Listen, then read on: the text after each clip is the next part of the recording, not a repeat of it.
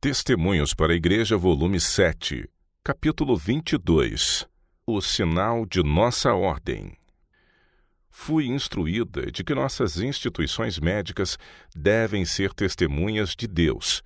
Elas foram estabelecidas para aliviar os sofredores e aflitos, para despertar um espírito de indagação, para disseminar a luz e promover a reforma. Essas instituições corretamente dirigidas serão um meio de levarmos o conhecimento das reformas essenciais perante muitos que, de outra maneira, nos seria impossível alcançar, a fim de prepararmos um povo para a vinda do Senhor. Muitos dos mantenedores de nossas instituições médicas mantêm elevado conceito quanto a habitar a presença de Deus na instituição que eles visitam, e são muito suscetíveis à influência espiritual que predomina. Se todos os médicos, enfermeiros e auxiliares estiverem andando circunspectamente diante de Deus, terão poder mais do que humano no trato com esses homens e mulheres. Toda a instituição cujos auxiliares são consagrados está impregnada do poder divino, e os pacientes não apenas obtêm alívio das enfermidades físicas, mas encontram o bálsamo curador para seu espírito enfermo pelo pecado. Que os líderes do nosso povo salientem a necessidade de se manter uma poderosa influência religiosa em nossas instituições médicas. O Senhor deseja que elas sejam colocadas onde Ele possa ser honrado em palavras e obras, lugares onde sua lei seja enaltecida e as verdades da Bíblia postas em evidência. Os missionários médicos devem fazer uma grande obra para Deus. Devem estar atentos e vigilantes, revestindo-se de cada peça da armadura cristã e lutando corajosamente. Devem ser leais ao seu líder, obedecendo-lhe os mandamentos, inclusive aquele pelo qual revelam o sinal de sua ordem. A observância do sábado é o sinal entre Deus e seu povo. Não nos envergonhemos de usar o sinal que nos distingue do mundo. Recentemente, ao considerar esse assunto durante a noite, aquele que possui autoridade aconselhou-me a examinar a instrução dada aos israelitas com respeito ao sábado. Certamente guardareis meus sábados, declarou-lhes o Senhor, porquanto isso é um sinal entre mim e vós nas vossas gerações, para que saibais que eu sou o Senhor que vos santifica. Portanto, guardareis o sábado, porque santo é para vós. 6 dias se fará a obra, porém o 7º dia é o sábado do descanso santo ao Senhor. Qualquer que no dia do sábado fizer obra, certamente morrerá. Guardarão, pois, o sábado os filhos de Israel, celebrando o sábado nas suas gerações por concerto perpétuo. Entre mim e os filhos de Israel será um sinal para sempre. Êxodo capítulo 31, versos de 13 a 17. O sábado é sempre o sinal que distingue os obedientes dos desobedientes. Com magistral poder tem Satanás procurado tornar nulo e inútil o 4º mandamento, a fim de que o sinal de Deus seja perdido de vista. O mundo cristão tem calcado sob os pés o sábado do Senhor e observado o sábado instituído pelo inimigo. Deus, porém, tem um povo leal a ele. Esta obra deve ser levada avante da maneira devida. O povo que leva o seu sinal deve estabelecer igrejas e instituições como monumentos a ele. Esses monumentos, conquanto humildes na aparência, testificarão constantemente contra o falso sábado instituído por Satanás e em favor do sábado instituído pelo Senhor no Éden, quando as estrelas da alva juntas alegremente cantavam e todos os filhos de Deus rejubilavam. Um espírito de reverência e negligência na observância do sábado é suscetível de manifestar-se em nossos hospitais.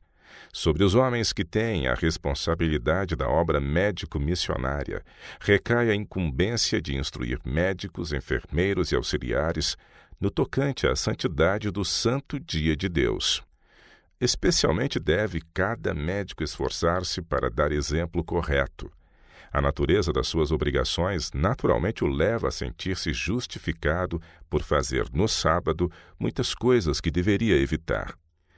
Na medida do possível, deve ele planejar o seu trabalho de maneira tal que possa afastar-se das ocupações habituais.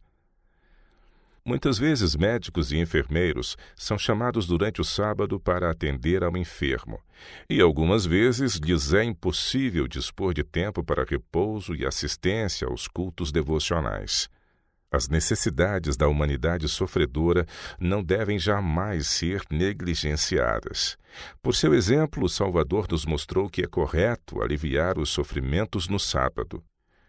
O trabalho desnecessário, porém, tal como tratamentos usuais e operações que possam ser adiados, devem sê-lo. Faça-se com que os pacientes compreendam que os médicos e auxiliares precisam de um dia de repouso. Devem compreender que os obreiros temem a Deus e querem santificar o dia que Ele separou para os seus seguidores observarem como sinal entre Ele e eles. Os educadores e os que forem instruídos em nossas instituições médicas devem lembrar que a guarda correta do sábado tem muito valor para eles e para a clientela.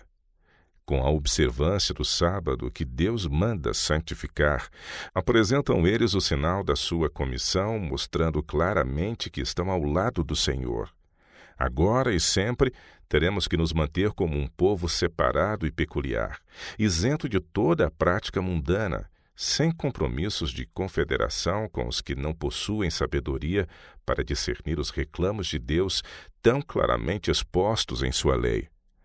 Todas as nossas instituições médicas são estabelecidas como instituições adventistas do sétimo dia para representarem os vários aspectos da obra evangélica missionário-médica e assim preparar o caminho para a vinda do Senhor.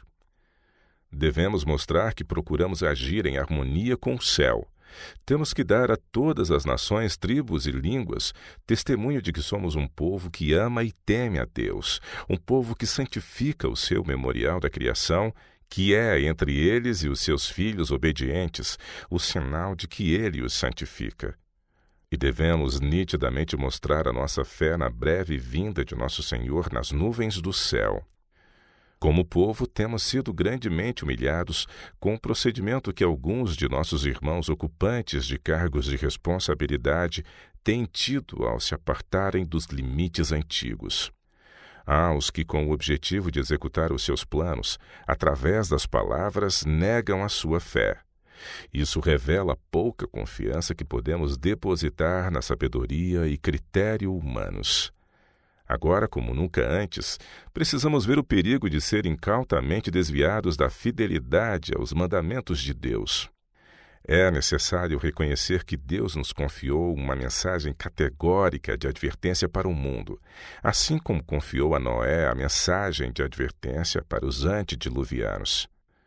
Que o nosso povo se guarde de amesquinhar a importância do sábado, unindo-se aos incrédulos.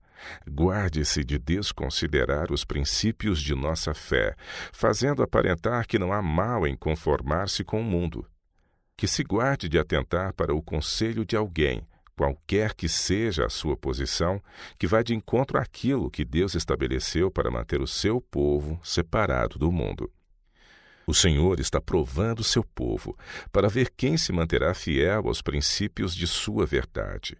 Nossa tarefa consiste em proclamar ao mundo a primeira, segunda e terceira mensagens angélicas. Na desincumbência de nossas obrigações, não devemos menosprezar nem temer os adversários.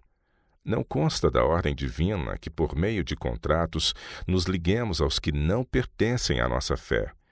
Devemos tratar com bondade e cortesia os que se recusam a ser fiéis a Deus, mas nunca a eles nos unir em concílios que visem aos interesses vitais de sua obra.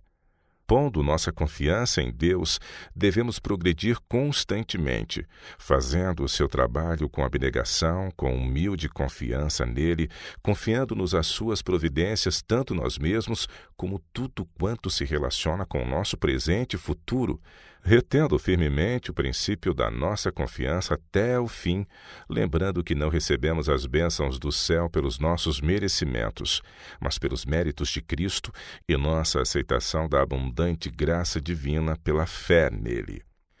Oro para que os meus irmãos reconheçam que a terceira mensagem angélica tem muita significação para nós e que a observância do verdadeiro sábado se destina a ser o sinal que distingue os que servem a Deus dos que o não servem. Acordem os que ficaram sonolentos e indiferentes. Somos convidados para ser santos e devemos cuidadosamente evitar dar a impressão de que pouco importará o retermos ou não os traços distintivos de nossa fé. Sobre nós recai a solene obrigação de assumir a atitude mais firme em prol da verdade e da justiça do que fizemos no passado. A fronteira da demarcação entre os que guardam os mandamentos de Deus e os que não guardam deve ser revelada com clareza inequívoca. Devemos conscienciosamente honrar a Deus, usando diligentemente todos os meios para manter a relação de concerto com Ele, a fim de recebermos as suas bênçãos tão necessárias para quem irá ser provado com tamanha severidade. Dar a impressão de que nossa fé, nossa religião não é um poder dominante em nossa vida, equivale a desonrar grandemente a Deus. Assim fazendo, desviamo-nos dos seus mandamentos, que são a nossa vida, negando que Ele é o nosso Deus e nós o seu povo. Devemos convidar a todos, altos e baixos, ricos e pobres, todas as seitas e classes, para participarem dos benefícios de nossas instituições médicas. Recebemos em nossas instituições pessoas de todas as denominações. Mas quanto a nós mesmos, somos estritamente denominacionais. Somos sagradamente denominados por Deus e estamos sob sua teocracia. Não devemos, porém, imprudentemente fazer pressão sobre quem quer que seja para que aceite os pontos peculiares de nossa fé. Para que os homens não esquecessem o verdadeiro Deus, Jeová deu-lhes um memorial de seu amor e poder, o sábado. Ele disse: certamente guardareis meus sábados, porquanto isso é um sinal entre mim e vós. Êxodo capítulo 31, verso 13. Concernente a Israel, o Senhor declarou: o povo habitará só e entre as nações não será contado. Números 23, verso 9.